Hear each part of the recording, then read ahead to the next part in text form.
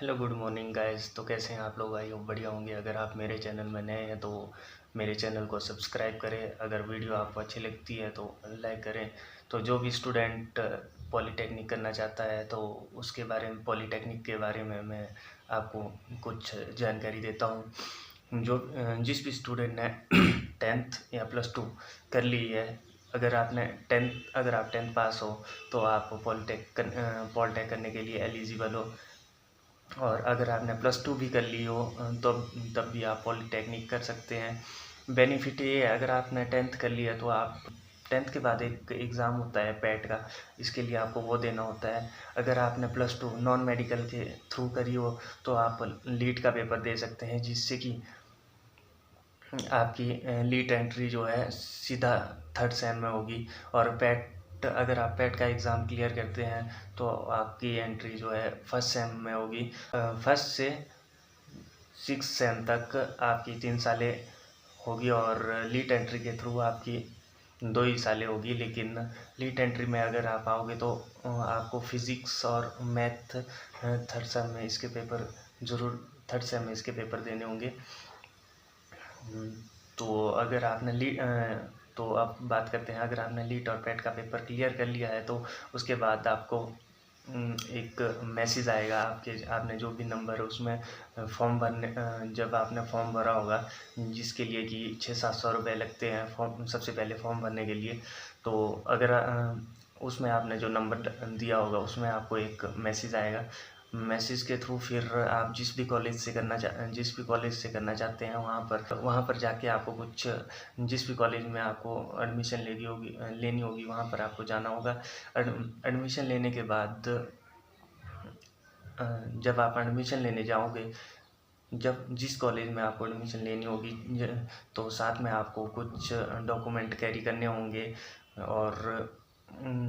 और आपकी जो फर्स्ट सेम की जो फीस होगी वो जो फर्स्ट सेम की फ़ीस होगी वो 4500 के आसपास होगी।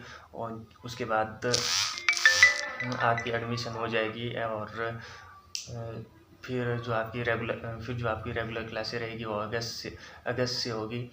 तो मैं आपको बता दूं, जो पॉलीटेक्निक है, अगर आप पैट एंट्री के थ्रू आते हैं तो इसमें आपके 6 सेम होंगे। फर्स्ट सेम में आपको पढ़ने के लिए 5 सब्जेक्ट मिलेंगे।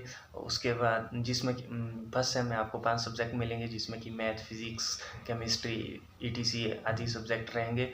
और सेकंड सेम में आपके 6 सब्जेक्ट होंगे जिसमें मैथ, फिज़िक्स और मैकेनिक्स, ETC आदि सब्जेक्ट होते हैं। और उसके बाद 3rd सेम में आपको जो भी ब्रांच आप लेंगे, जो भी ब्रांच आपकी होगी 3rd सेम के बाद आपकी उस ब्रांच से रिलेटेड आपकी पढ़ाई शुरू हो जाएगी। जैसे कि मान लो के लिए आपने इलेक्ट्रिकल ब्रांच सेलेक्ट की है तो आपको इलेक्ट्रिकल के बारे में पढ़ाया जाएगा। अगर आपकी मैकेनिकल की है तो मैकेनिकल के बारे में पढ़ाया जाएगा।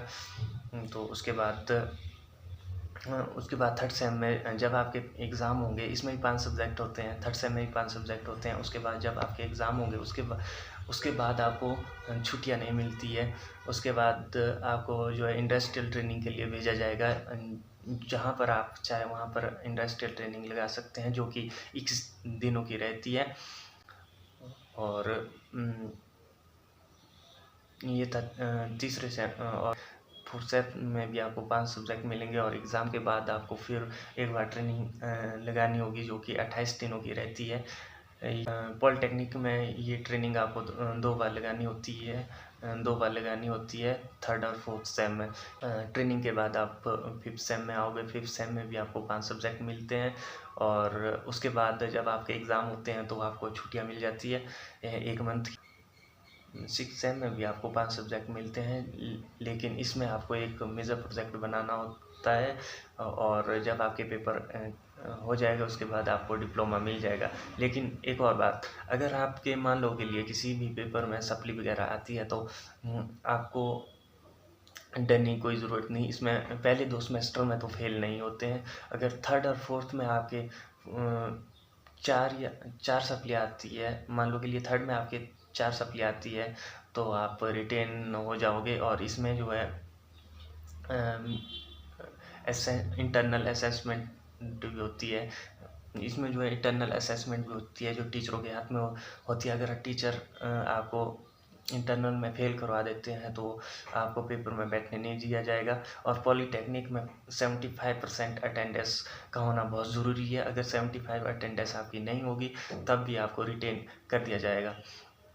अगर आपकी ये सब चीज़ें क्लियर है तो आपको 6 सेम के बाद डिप्लोमा मिल जाएगा। अगर आपको मेरी वीडियो अच्छी लगती है तो लाइक, कमेंट एंड शेयर करें। धन्यवाद।